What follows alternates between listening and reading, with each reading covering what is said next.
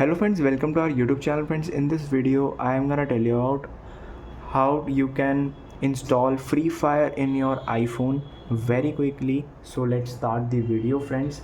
So first let's open the Apple Store. Here it is.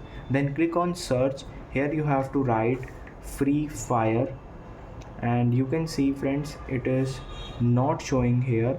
It is showing here BGMI, as you can see.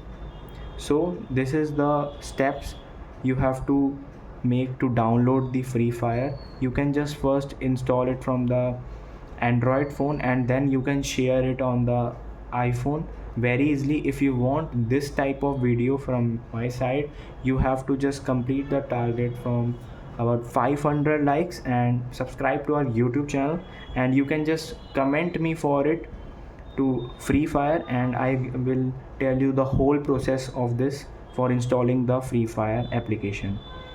I hope you like this video. If you like this video, then subscribe to our YouTube channel for more helpful tips and tricks videos. See you next time.